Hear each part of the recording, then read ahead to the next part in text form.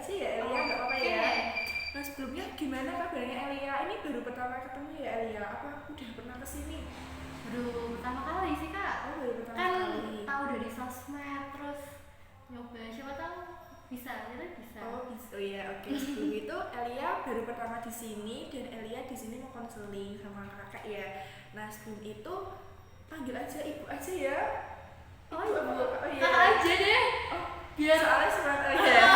Gak apa, terserah kamu mau panggil apa. Nah sebelum itu Elia ini kita ngobrol-ngobrol dulu. Nanti setelah ngobrol-ngobrol kalau kita udah saling kenal nanti bisa dilanjut ke konseling ya. Nanti Oke, kalau boleh. seumpama langsung tak tanyain malah Elia bingung. Ini apa kok tiba-tiba ditanyain, kan belum siap juga kan, belum siap toh. Belum sih. Nah kita ngobrol-ngobrol dulu ya Elia. Nah buat sekarang ini Elia masih 23 tahun. Iya. Nah terus sekarang Elia masih kuliah apa kerja ini? Aku alhamdulillah udah kerja kak. Oh Elia sudah kerja, berarti ini kerjanya di mana kalau boleh tahu Elia? Di pabrik Nah, pabrik Kudus apa mana? Kudus. Oh Kudus tuh kebanyakannya kalau nggak pura, jarum, rokok-rokok gitu ya? Di mana? Oh yang di puranya. Iya, di Oh Puranya. di puranya. Kenapa nggak ambil yang di jarum apa? Keterimanya di situ. Tapi kalau di jarum biar apa? Gajinya itu loh banyak loh. Kalau mau ya ini promosi. Promosi kalau semua bisa. Soalnya keterimanya di situ. Ya mungkin rezekinya Oh iya di benar. pabrik situ. Nah sebelum itu Elia berarti udah lama kerjanya? Udah 2 tahun. Udah Jalan 2 tahun. Jalan 2 tahun.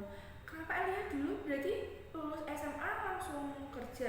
Iya, tapi kan kerjanya tuh awalnya nggak di pabrik itu, kayak kerja ini loh, jadi kasir di toko-toko. Misal kayak Nama Yana gitu, kayak di Swalayan gitu. terus tapi kan kontaknya udah habis. Terus Elia Cari kerjaan lagi. Jadi nggak kerjaan tetap gitu loh. tapi oh biasanya kayak gitu kan ada kontraknya ya Elia, tapi ini nggak ada langsung kayak berarti bisa mau keluar apa kayak keluar bisa gitu apa kayak soalnya Elia bosen nih terus pindah keluar itu nggak apa-apa? Nggak apa-apa, yang penting jangan kelihatan sama bosnya nggak sih? Kalau kelihatan sama bosnya kita bosen ya aduh. Tapi kalau seumpama Elia kayak libur gitu tetap gajinya dipotong apa enggak tetap Libur apa dulu ini? libur kalau seumpama Elia bosen terus libur gak mau masuk kerja kayak gitu? Enggak sih, sejauh ini enggak. Belum. Nah kita ngobrol-ngobrol dulu ya Elia ini nggak Oke, apa-apa. nggak apa-apa. Ini nah jadi nanti dalam konseling ini Elia nanti dalam konseling ini tuh 40 menit atau bisa 45 menit juga. Nanti kalau seumpama dalam waktu segitu Elia masih pengen cerita, nanti boleh di sesi berikutnya. Gak harus sekarang ya kan, masih ada waktu-waktu banyak ya kan. Kalau seumpama udah habis ya berarti udah saatnya selesai, boleh dilanjut besok kayak gitu.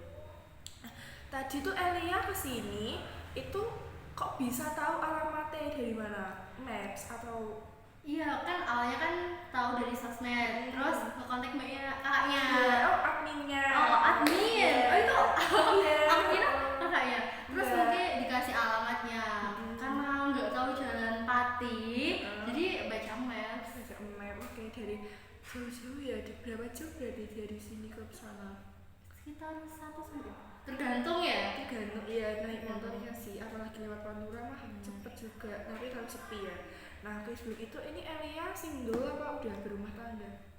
Masih single kak, nyatanya kan aku berangkat sendiri ini. Oh iya, berarti bisa jadi suaminya kerja kayak gitu toh. Masa ya kali suaminya di rumah pengangguran kan enggak, ya kan? Ya kali Mbak Elia ya kerja suaminya pengangguran kan enggak. Jangan. Belum dikasih. Insya Allah secepatnya ya Mbak. Insya Allah. Ya, oke, nah sebelum itu di sini nanti dalam tahu nggak sih Mbak Elia tadi kesini tuh kegiatannya mau ngapain? Bukan saya. Oh iya, oke, mau konseling. Jadi nanti ini kan kita berdua ya Mbak Elia, kita mau konseling individu. Jadi di sini Mbak Elia sebagai konseling dan ibu atau kakak ini sebagai konselor, paham? Nanti jadi tugasnya kakak ini sebagai konselor yaitu mendengarkan apa yang diceritakan oleh Mbak Elia, apapun itu nanti diceritakan aja semuanya. Dan nanti Mbak Elia sebagai konseling, Mbak Elia bercerita aja apapun itu diceritakan semua. Nanti kakak sebagai konselor ini memberikan solusi yang terbaik buat Mbak Elia ke depannya. Mbak Elia kan bener Iya, Elia. Oke, paham seperti itu. Paham. Nah, ini mau ngobrol lagi atau mau langsung aja? Bebas. Bebas. Enaknya gimana aja gitu. Oke, ini tak tanyain dulu aja ya. Oke, boleh. Nah, sebelum itu Mbak Elia ini tadi kan kesini ya naik motor. Terus Mbak Elia kok tahu, maksudnya dikasih jadwal sama adminnya gitu apa tiba-tiba langsung kesini aja? Dikasih jadwal. Dikasih jadwal. Soalnya udah kan konsultasi, ya benar. Terus tadi ini berarti kalau boleh tahu ya Mbak Elia tuh apa sih yang mau dibahas dalam konseling ini, apa yang ingin diceritakan Mbak Elia tentang apa sebelumnya? Sebenarnya tuh ini tuh masalah kayak masalah sekolah terus kayak dipendem gitu loh. Sampai sekarang masih Iya, ada? iya, masih kayak kepikiran gitu loh. Itu berarti dari Pertemanan toksik sih sebenarnya. oh pertemanan toksik itu berarti dari masa sekolah. Masa sekolah. Sekarang udah nggak sekolah, udah kerja, tetap aja. Ya pastinya setiap pertemanan ada yang kayak gitu juga Iya, kan. benar. Nggak di sekolah aja, pasti di kerjaan tuh juga ada kayak gitu. Pertemanan, oke. Kayak gitu. Tapi kalau di rumah gimana, aman dari masyarakatnya? Beberapa ada yang Nggak buat nyaman. iya betul. Oke, nah begitu ini Mbak Elia kan sebelum ke sesi konseling ini nanti Ibu akan jelasin ya dalam tahap-tahap konseling ini Mbak Elia, nggak apa-apa ya Ibu jelasin, Ibu kakak jelasin dulu. Nah dalam konseling ini nanti ada asas, dalam asas ini ada 4 asas Mbak Elia. Kalau Mbak Elia belum tahu akan saya jelaskan ya. Yang pertama itu asas kerahasiaan. Jadi di sini dalam asas kerahasiaan Mbak Elia harus bercerita kepada saya sebanyak, maksudnya kalau mau cerita ya cerita aja, pokoknya ini dirahasiakan gitu loh, nggak ada yang tahu selain kita berdua atau selain Mbak Elia dengan saya. Jadi nanti setelah Mbak Elia keluar dari ruang konseling ini ya udah masalahnya yang tahu hanya saya dan Mbak Elia, nggak ada orang yang tahu, baik admin saya atau baik siapapun nggak ada yang tahu ya Mbak Elia. Ini pribadi atau privat ya, soalnya kan kalau kamu mau konseling kelompok juga bisa loh Mbak Elia, konseling kelompok nanti biasanya itu kalau mau konseling kelompok tuh malah nanti dari admin, seumpama kamu ya ngechat dari admin, nanti terus adminnya bilang mau konseling, tadi tinggalnya enggak mau konseling apa gitu, Belum sih. belum, langsung bilang aja mau konseling gitu. Heeh. Oke, nah jadi bisa kalau Mbak Elia mau konseling kelompok bisa, nanti kalau konseling kelompok itu ber-8 atau 12-an orang gitu, nanti malah enak itu juga. Itu nanti modelnya kayak gimana? Nah nanti model dalam konseling kelompok itu nanti seumpama Mbak Elia menceritakan masalah, nggak cuma saya yang memberikan solusi apa tanggapan atau saran, malah Mbak Elia dapat saran dari orang lain, tapi Mbak Elia nggak kenal sama orang itu. Nanti Random berarti iya ya? random, nanti kita bahas kayak kenalan dulu tapi nggak langsung dibahas, enggak, kita kenalan dulu, kita membentuk dinamika kelompok. Nanti kalau kita udah saling kayak saling rasa oh nyaman pasti kan mau terbuka toh gitu. Nah boleh kok kalau mau ikutan next ke berikutnya aja. Ini kita fokus ke konseling individu dulu ya Mbak Elia. Nah tadi yang asas kerahasiaan kan Mbak Elia namanya kita privat ya, nggak boleh ada yang tahu selain kita berdua. Terus ada asas kenormatifan, jadi di sini nanti Mbak Elia harus aktif dalam konseling individu ini, baik saya atau baik Mbak Elia harus aktif, kayak saling kalau Mbak Elia butuh solusi ya bilang aja, disampaikan semuanya, nanti tak kasih solusi kayak gitu. Terus di sini juga ada asas kerahasiaan, asas keterbukaan. Jadi Mbak Elia kalau mau cerita sama kakak, cerita aja, nggak apa-apa, terbuka aja, nggak usah ada yang ditutup-tutupin. Tapi nanti kalau seumpama Mbak Elia cerita nih, kalau ada yang ditutup-tutupin pasti sampai pulang dari sini pasti masih ganjel loh, masih kayak ada yang dipendem kayak sebelumnya ya, sebelumnya kayak gitu juga. Nah ini sebelum itu kakak mau tanya, belum, ini yang keempat itu ada asas kesukarelaan. Jadi Mbak Elia kesini itu sukarela apa dipaksa dari? Sukarela, karena kan kita akunnya nemu dari sosmed sendiri, terus menghubungi admin kan, jadi sukarela. Sukarela, nggak dari paksaan temen atau paksaan dari saudara gitu, enggak kan, aman ya? Aman. Jadi udah paham dari 4 asas itu Mbak Elia. Nah setelah itu ini nanti tekniknya dalam tahapan konseling ini, nanti Mbak Elia kan tadi sebagai konselor, saya sebagai konselor, nanti saya memberikan saran kepada Mbak Elia bercerita sama saya. Nah terus di sini tujuan dari konseling individu ini untuk membahas suatu permasalahan atau suatu yang mengganjal pada diri Mbak Elia, nanti disampaikan aja semuanya, nggak ada yang ditutup-tutupin lagi ya. Mbak Elia gimana, setuju? Setuju. Mbak Karena Elia apa? kan aku konseling kan tujuannya membuat itu kan. Iya, mau buat Kayak nyelesain curhat masalah. gitu. Oh ya, kita curhat secara kayak senang aja sih, dibuat happy, enjoy, nggak usah takut atau malu sama saya nggak gitu, jadinya enjoy ya. Oke, paham? Siap? Siap. Nah, sebelum masuk ke konseling kita pada siang hari ini, Mbak Awa, saya mau tanya nih. Nah, tadi sebelum kesini masalah Mbak Elia, ini aku akan ngasih red tahu nggak red? Angka. Oh, yang angka. Soal masalah Mbak Elia paling tinggi di 10. Ya kan? Terus nanti seumpama mau cerita, udah cerita nih, udah selesai, udah kasih solusi. Terus masalahnya jadi ke 5 atau 1. Kalau 1 berarti masalahnya udah bener-bener clear atau lega, udah kayak udah nerima keadaannya gitu loh. Kalau seumpama masih 4, masih 7 atau 8 atau 9 berarti kan masih belum terselesaikan. Nah, jadi tadi Mbak Elia dari rumah ke sini masalahnya ke berapa ini? 1 ke 10. Mungkin 9. Berarti bener-bener masalah yang berat ya, ke 9. Berarti Soalnya kayak kebawa sampai sekarang gitu loh. Oh iya benar. 9 berarti nanti semoga aja setelah konseling ini bisa saja jadi 2 atau 3 ya. Oke, nah jadi masalahnya Mbak Elia paling berat 9 guys. Oke, di sini Mbak Elia coba saya mau mendengarkan cerita dari Mbak Elia, kenapa Mbak Elia kok bisa sampai ke sini dengan tujuan mau konseling. Coba diceritakan dengan secara terbuka aja dan secara mau panjang juga nggak apa-apa. Biar Mbak Elia tuh kayak apa ya, kayak plong kayak lega gitu. Boleh, silakan Mbak Elia. Oke, jadi kan dulu pas kecil aku tuh ortuku tuh strict parent banget gitu loh. Jadi kayak Strict parents. Jadi kayak dulu tuh bener-bener kayak jarang keluar, jadi kayak jarang main. Kan misal main ya itu bener-bener dibatasi. Dan sampai aku sekolah pun pas SMP aku tuh mau mainnya cuma sama orang yang terdekat. Terus? Nah, kelas 7 kan aku punya temen yang bener-bener dekat. Kelas 8 nya kan kelasnya di rolling nih. Iya, di rolling. Nah, aku gak kenal sama teman-teman. Dari situ aku bener-bener gak punya teman yang apa ya, yang deket gitu loh. Dan temen-temennya tuh cuma kayak manfaatin aku doang. Oh, temennya manfaatin. Itu temennya satu daerah sama kamu? Iya, satu sekolah. Oh, satu daerah juga? Iya, satu masyarakat gitu ya?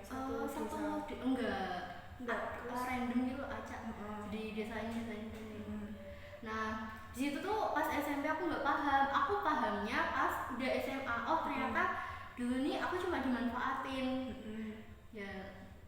Terus semisal di sini kan aku pun punya kekurangan sendiri.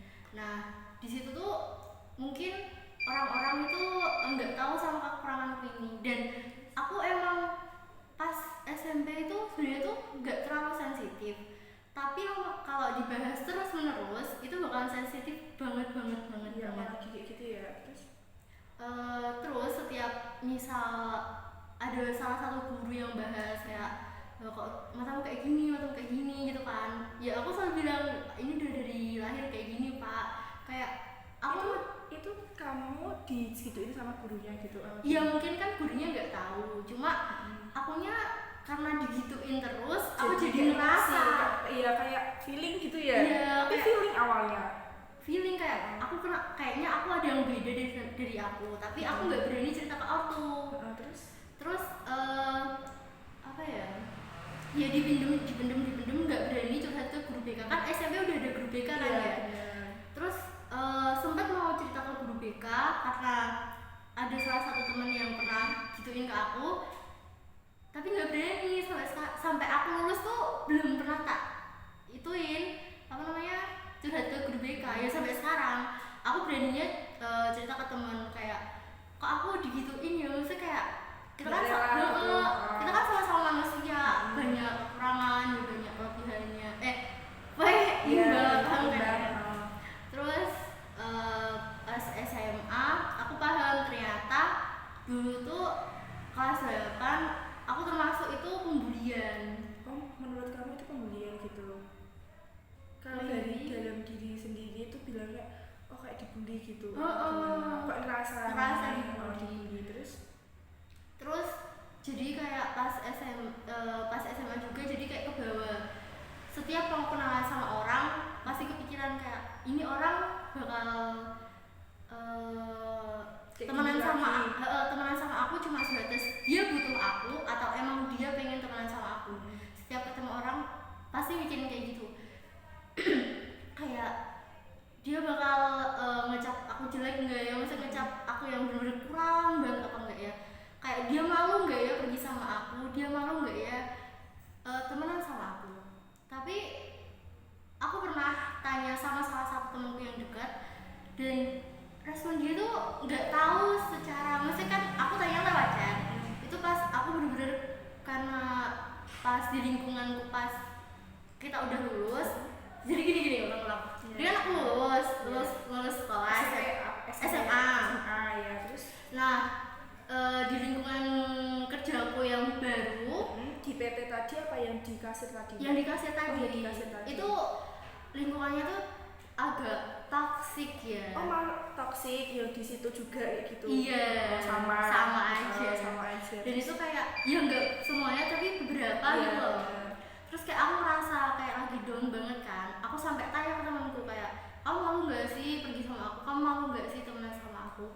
Dan respon dia juga bagus. Tapi aku nggak tahu kan. Aku tanya lewat WhatsApp. Terus kayak dia respon dia kayak, ngapain mau temenan sama kamu gitu kan? Orang kamu sama-sama kayak kita sama-sama manusia, kita sama-sama makan nasi, kita sama-sama ya pokoknya kayak sama-sama hidup sama-sama apa sih yang dimaluin, apa sih yang dicari di kehidupan ini iya gitu kan. Terus aku bilang kayak ya nggak apa siapa tahu kamu mau kan pergi sama aku. Oh, iya. Terus kata dia kayak ya dia enggak. Nah sampai sekarang setiap ketemu sama orang nih sebenarnya tuh ada salah satu temanku yang bilang kalau kita ketemu sama orang itu jangan nunduk. Oh malah nggak boleh nunduk, padahal seharusnya kalau nunduk kan kayak kita sopan. Yeah. Nah kalau kita nunduk itu dikira kayak kita lemah. Tapi karena aku sadar kekuranganku itu, aku jadi malu. Bukan malu yang apa ya, kayak takut pandangan orang gitu loh. Pandangan orang tuh bakal kayak ini orang bakal mikir kayak yang kemarin-kemarin gak sih, ini tuh bakal keulang lagi gak sih kayak yang pas aku sekolah itu. Padahal gak semua orang pemikirannya kayak gitu, tapi mungkin karena udah sering digituin jadi mungkin kayak keikut gitu sih. Maksudnya kayak aku keseringan digituin jadi kayak trust issue gitu loh. Pemikiran kayak ini orang tuh bakal kayak gini bakal kejadian kayak gini lagi enggak gitu. Tapi gimana? Ada yang sama enggak semuanya, tapi salah satu ada toh? Ada. Terus gimana responnya Mbak Elia? Ya awalnya kayak cuma sedih sih, kayak kenapa sih kayak aku diginiin gitu kan ya, kayak aku juga sama-sama manusia, sama-sama kita hidup dari yang sama nih. Kenapa aku digituin gitu kan. Terus ya udah lagian kayak aku punya temanku kan nggak dia doang gitu loh. Itu dari tadi yang masalah teman sekolah kan belum selesai Mbak Elia. Tadi Mbak Elia langsung ke teman kerja nih, belum selesai. Kita selesaikan dulu ke teman sekolah ya. Nah jadi kalau teman sekolah itu sama, terus Mbak Elia ke bawah sampai pekerjaan, ternyata di pekerjaan juga ada yang seperti itu kayak gitu. Nah menurut Mbak Elia tuh 11-12 gak kayak gitu? Lebih parah sih malah. Lebih parah gimana? Lebih parah yang di kerja. Oh malah lebih parah di kerja. Berarti dulu pas di sekolah maksudnya kayak nggak parah gitu, tapi nggak parah. Iya. Karena kalau pas SMP kan aku belum paham kayak apa yang dimaksud tuh belum paham. Masih kecil. Mesti mikirnya kan sama-sama teman kan ya udah paling habis itu selesai, itu nggak dimasalahin lagi. Tapi pas SMA itu aku lumayan paham, tapi di situ kan kayak aku punya salah satu temen yang gimana ya, support banget dan kayak meyakinin kayak nggak apa-apa, kayak ya nggak apa-apa, ngapain dipikirin kayak gitu, nggak apa-apa sendiri gimana responnya dari temenmu yang bilang kayak gitu? Apa kamu tetap nurut, maksudnya tetap kayak dengerin sarannya dia terus kamu lebih menjadi bangkit lagi apa malah tambah down dari saran temenmu itu? 11-12 sih sebenarnya. Masih kayak bimbang gitu? Iya, soalnya kadang nih aku ngerasa kayak aku nggak pantas, tapi di sisi lain aku kadang ngerasa tuh aku gimana ya, bisa percaya diri banget, tapi kadang ini kayak ngerasa nggak pantas.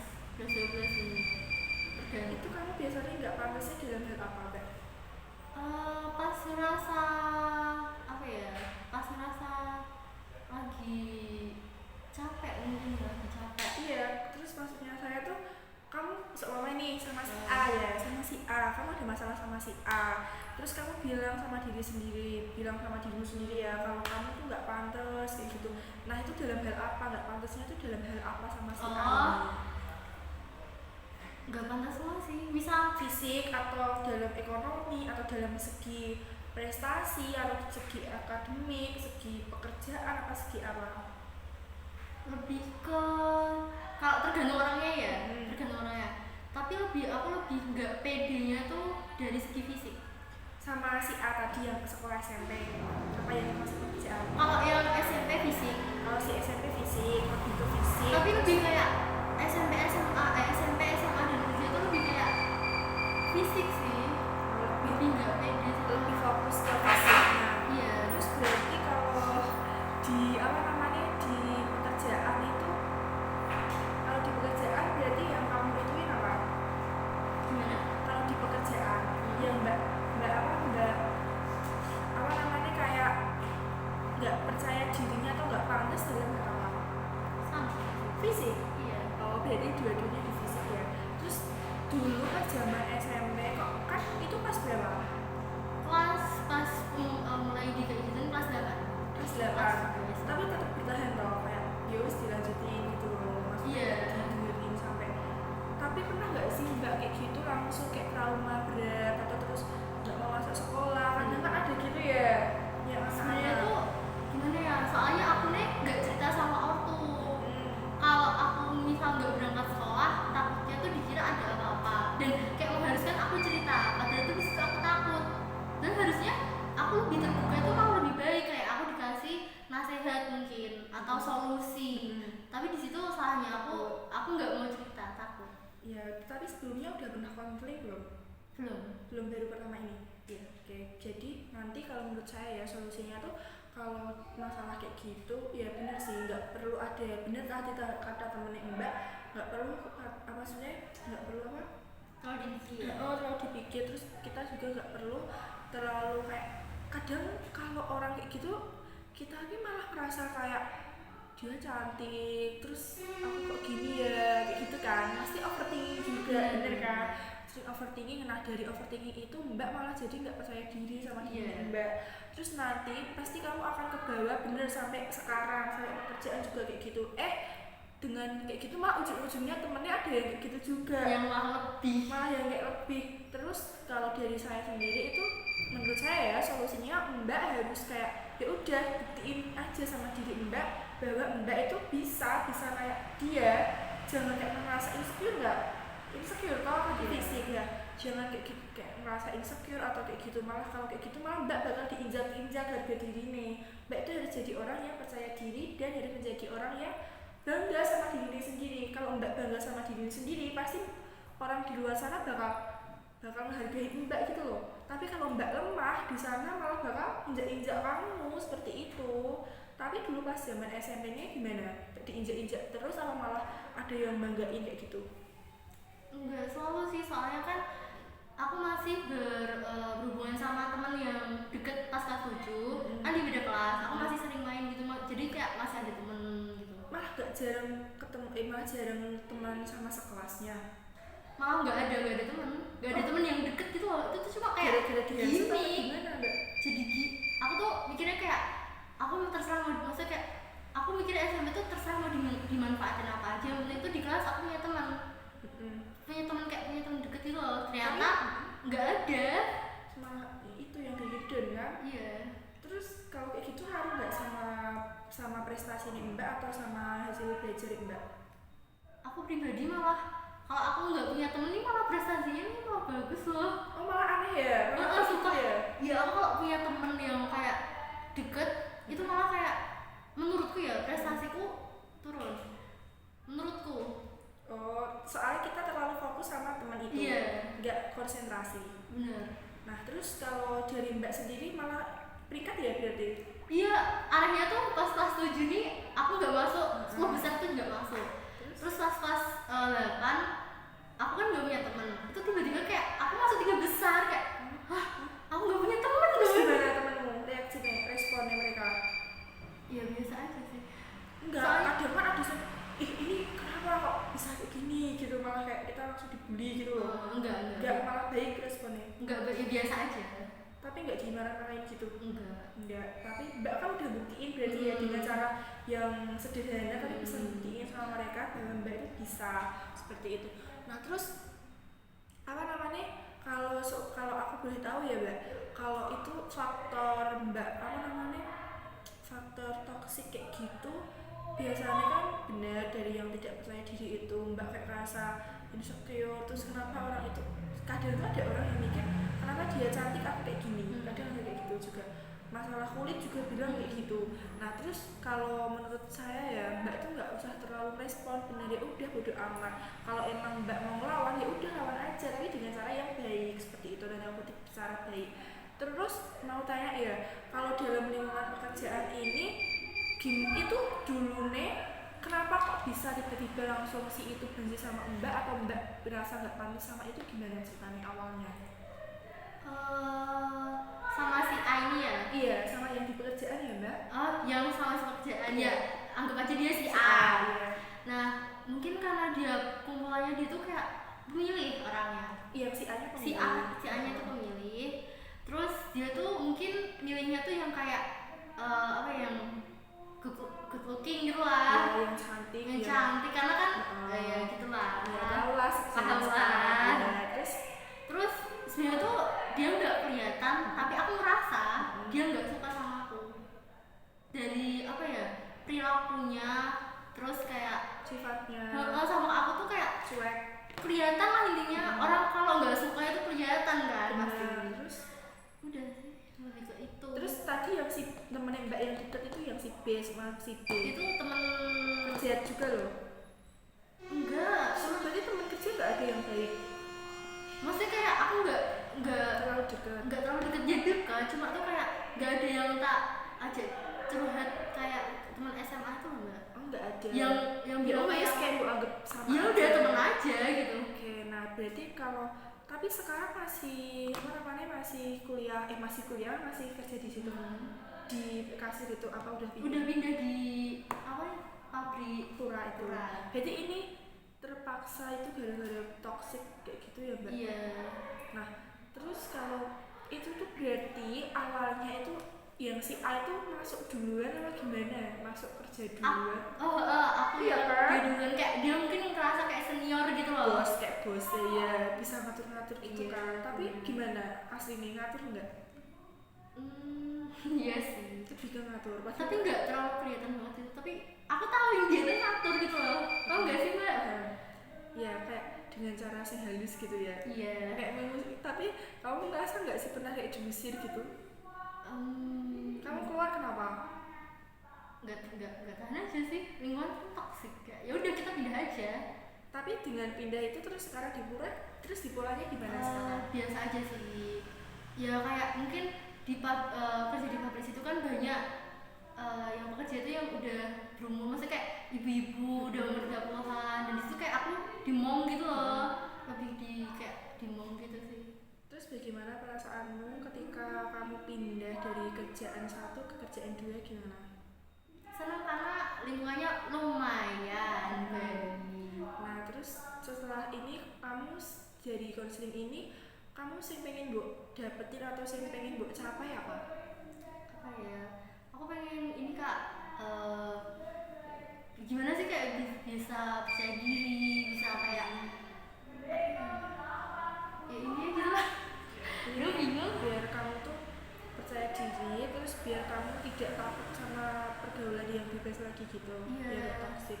Ya dengan cara kalau mempercaya diri ya benar harus mempercantik diri dulu. Kalau kita mempercantik diri dulu pasti kita bakal dihargai orang. Tapi nggak cuma mempercantik diri, ya udah kayak kita tuh harus belajar dengan cara sifat aja wes sifat. Pasti kita kalau sopan atau sopan ya sama orang pasti kita bakal kayak diajeni gak sih dihargai orang. Tapi kalau kita kayak sifatnya kita kayak judes ini so pasti orang tuh bakal gak suka sama kita, bener kan? Benar. Gimana mbak siapa namanya? Mbak Elia tuh tipe orang mana? Yang judes apa yang gimana? Kalau menurut temennya Mbak Elia loh, dari segi temennya Mbak Elia gimana?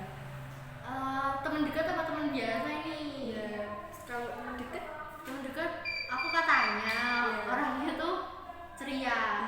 Cuma menurutku nggak terlalu sih. Kalau menurut saya ya boleh ya. Boleh. Menurut saya tuh mbaknya itu tipe orang yang kalau ada apa-apa bener dipendam. Terus kamu tipe orang yang itu apa namanya kayak kamu kalau orang baru pertama ketemu kamu dikirain kamu orangnya sinis ya, judes ya, kayak nggak mau ngomong duluan. Iya karena takut sama responnya gitu kayak takut dicuekin kayak apa sih sok banget sih. Tapi padahal kalau kayak gitu malah kayak kita tuh kayak nyapa dulu gitu malah kayak kesannya gak apa sih biar nambah temen gitu gak sih. Tapi orang lain tuh responnya ada yang ih apa sih kamu tuh sok kenal kayak gitu kan. Padahal kayak gitu gak apa-apa loh, kayak ya udah kita ngehargain dulu apa kita nyapa dulu tuh gak apa-apa. Nah terus kalau dari temen yang lama yang jauh gimana responnya? Tergantung temennya. Aku kadang bisa ekstrovert ke orang yang sefrekuensi sama aku, tapi aku bisa introvert ke orang yang menurutku aku nggak nyaman sama dia. Jadi tergantung orangnya ini sebenarnya. Oke, nah tadi ini masalah di sekolah nanti udah selesai Mbak ya. Terus masalah di pekerjaan ini lanjut lagi ya. Kalau di masalah pekerjaan itu emang ada CCTV toh di pekerjaan. Nah kenapa Mbak Elia kan seumpama ya kalau bener-bener udah sakit hati nih, kenapa nggak bilang ke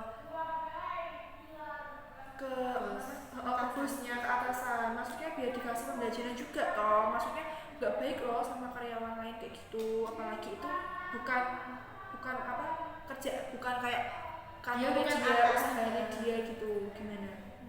Yang pertama aku nih nggak berani sama dia apa atasanmu? Nggak tahu ya, kayak takut aja, takut nanti malah bakal panjang. Urusannya bakal panjang. Terus kayak malah bos ini malah ngebela dia gitu karena dia udah senior, bisa dikatakan dia senior. Terus takut ini sih kayak misal masalahnya selesai dia malah tambah dendam, malah tambah ada kan orang kayak gitu. Awalnya nanti kalau di jalan ya kan. Nah terus di sini kalau saran dari aku ini Mbak Elia. Nah seumpama Mbak Elia ada di lingkungan toksik, benar harus menghindari aja karena lingkungan toksik kayak gitu nanti bakal kebawa sampai nanti ke depannya bakal kebawa, apalagi nanti kita kalau kepikiran malah yang ada kita stres, bener kan? Benar. Pernah stres nggak pemikiran kayak gitu? Sering kan? Iya mending nggak apa-apa kalau mau dihindari, mending dihindari aja. Solusi dari saya yaitu dihindari aja. Kalau Mbak nggak mau hindari ya udah Mbak harus percaya diri aja wes, pokoknya percaya diri, harus buktiin sama mereka bahwa Mbak itu nggak selemah itu gitu loh. Kalau kamu nggak punya teman nggak apa-apa, it's okay, nggak harus kita kerja loh, niat kita kerja bukan niat kita nyari teman kayak gitu. Kalau dapat teman ya syukur, kalau enggak ya udah kita fokus. Orang kita nyari kerjaan juga nggak gampang toh sekarang, bener kan? Apalagi kita udah dapet yang enak, terus gara-gara temennya kayak gitu, ya bener kalau mentalnya nggak kuat nggak apa-apa, mau dilanjut. Kalau nggak kuat ya udah diakhiri aja, bener. Pilihan yang sangat tepat sekali itu. Terus sekarang kan di Pura nih, kalau di Pura berarti menurut Mbak lebih enak, ya kan? Lebih lumayan soalnya mereka basicnya ke pabrik ya. Basicnya ke pabrik, terus di situ juga lebih ke sibuk ya, nggak penting ya kita gibah, nggak penting, kita harus kayak target juga kan, target ngapain gitu. Kalau di Pura ngapain Mbak kamu? Jahit apa-apa? Aku masih kayak soalnya baru masuk ya. Iya, nggak terlalu lama banget. Baru kayak di bawah kayak apa namanya kayak lihat-lihat prosesnya dulu gitu. Oh tak kirain Mbak E udah lama di Pura, belum ya? Oh terus ini Mbak E dari Pati, dari Purwodadi ke Pati. Enggak, kalau Kudus tau pabriknya. Itu laju apa ngekos? Ngekos sih. Oh ngekos. Kalau ngelaju tuh capek. Iya bener, apalagi jauh ya Mbak? Berangkatnya harus pagi kan Berangkatnya pagi ya? Iya, aku dapat jamnya tuh 7 jam 7 juga. juga. Oh iya, biasanya jam segitu emang. Terus pulangnya jam berapa Mbak? Pulangnya sekitar asar. Iya, jam 4-an lah. Jam 4-an paling lambat. Kalau lembur mesti sampai malam ya Mbak? Sampai malam. Iya, tapi kan lumayan ya kan. Kayak dapat itu uang tambahan juga kan. Terus itu ini uangnya buat apa Mbak? Buat bantu-bantu orang tua juga kan. Buat bantu orang tua. Terus gimana? Apa dari keluarga, lingkungan Mbak ini, lingkungan dari rumah ya, dari masyarakat gimana? Kayak beberapa tuh kayak ada yang bilang kok cewek kerjain di pabrik, ada yang dinyirin kok nggak kuliah. Terus kayak anak saya loh kayak dibanding-bandingin sama anaknya. Padahal kan kayak rezekinya di situ ya disyukuri. Apalagi kayak lingkungannya lumayan nggak terlalu toksik banget.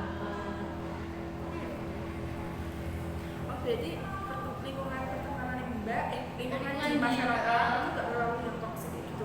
Tapi selalu banding-bandingin soal anak ya. Iya sering. Iya kan bener, pasti kebanyakan kayak gitu. Apalagi kita yang nggak kuliah mesti dijelek-jelekin kayak gitu kan Mbak. Iya. Nah terus iya kan belum tentu nanti anaknya jadi orang, apalagi kayak gitu. Apalagi kalau orang tua sih kayak gitu mah, harus dihindari nggak sih Mbak kayak gitu. Iya banget sih. Ya kan? Kasihan anaknya juga nggak sih kayak tertekan, iya mungkin anaknya tertekan. Terus kalau menurut Mbak kerja di pabrik enak? sih enggak. Cuma kan kayak belum nemu pekerjaan yang cocok gitu loh selain ini dulu kan kayak mau yaudahlah kerjain dulu nanti cari kerjaan yang lebih baik lagi, cari yang kayaknya kok enak. Tapi aku takutnya tuh kalau mau nyari kerjaan baru nanti lingkungan aku harus menyesuaikan lingkungan lagi. Kayak apa namanya, kayak mencari temen gitu ya, kayak maksudnya kita apa ya namanya ya Mbak? Misalkan di pabrik lingkungannya udah kayak lumayan enak, kayak di situ kan banyak ibu-ibu maksudnya yang udah menikah, udah ibu, dan di situ kan kayak aku di mall. Nah takutnya kalau aku pindah di lingkungan baru, aku harus menyesuaikan lingkungan adaptasi dan nyari teman lagi. Ya kalau lingkungannya baik, kalau enggak. Tapi kalau ibu-ibu kayak gitu malah enak loh Mbak, bisa ngomong Mbak Iya, sendiri, apalagi kayak dianggap anaknya juga bisa tau ya kan. Nah terus kalau menurut Mbak enak tau di situ daripada di kasir? Kalau segi lingkungan enak, tapi segi bayaran sama kayak pekerjaannya lumayan gak enak sih, kayak ada berat gitu untuk cewek lumayan berat. Terus apa lagi yang ingin ditanyain sama kayak yang membuat Mas Mbak ganjil? Apa ya? Mau tanya apa? Kan nggak apa-apa, cerita aja.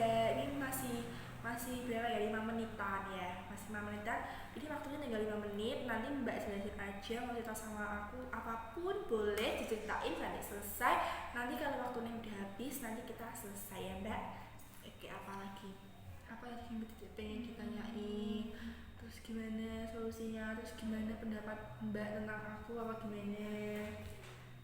Apa ya? Ya itu coba pendapat Mbak pas first impressionnya sama aku gimana? Coba aku jadi Mbak ini apa gimana?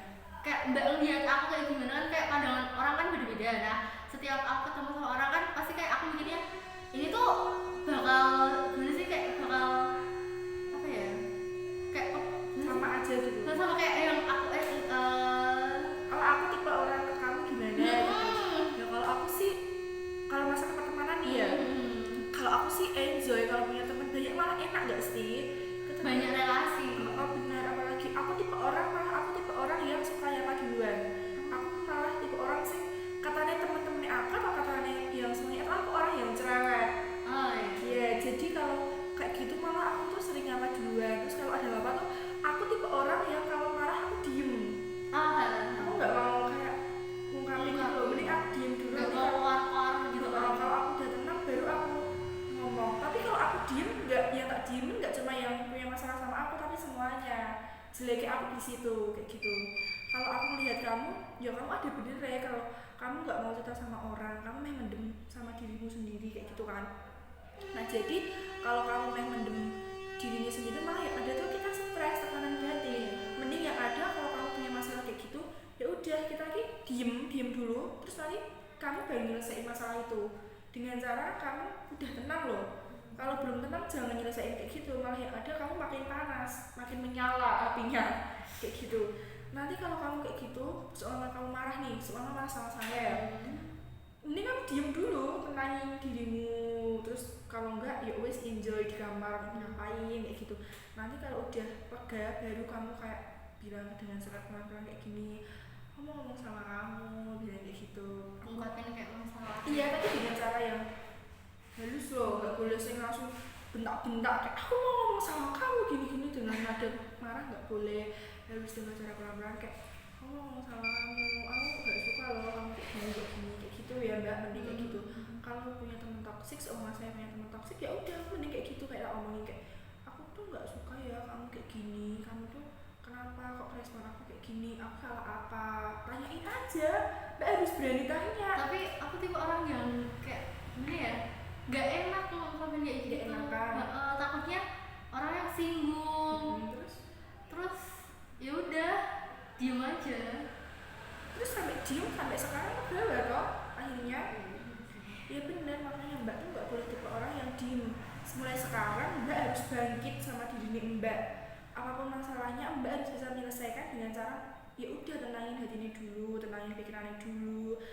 Terus kalau selama mbak pengen kayak nyelesain masalah ya udah diselesain secara bersama-sama, nggak boleh malah kayak kalau malah mbak kayak sirik-sirikan kayak gitu malah ya dia nanti ke bawah sampai nanti ke depannya bakal ikut terus gitu loh, sifat kayak gitu tuh bakal ngikutin kamu.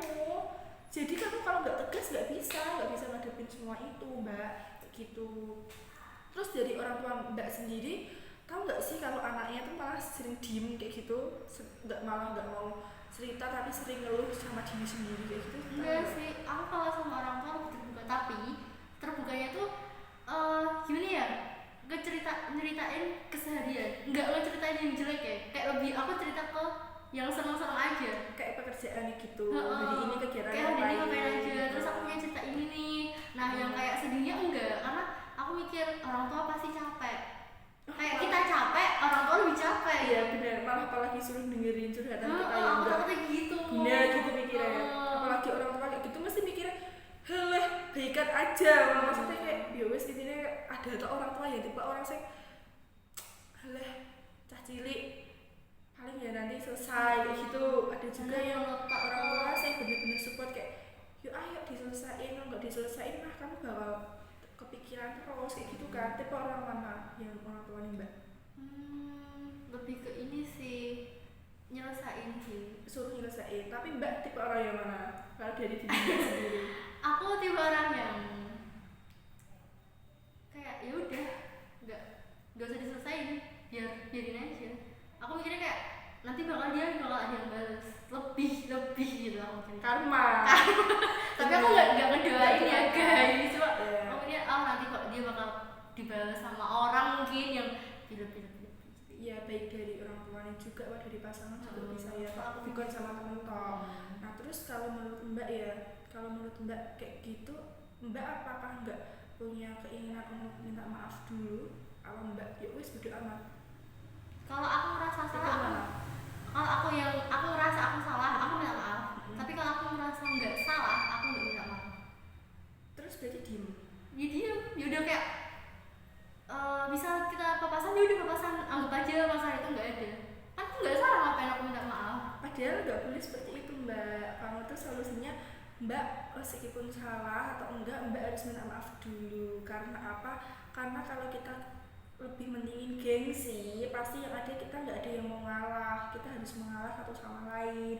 Kalau mbak lebih dewasa, ya udah mbak harus berusaha untuk memaafkan orang itu, seperti itu. Kalau memaafkan sih udah, tapi lebih kayak aku minta maaf ke dia enggak, karena aku merasa secara langsung gitu ya. Karena aku ngerasa nggak salah gitu loh. Soalnya kamu mikirnya kayak salah siapa kamu gituin aku dulu. Enggak, aku mikirnya kayak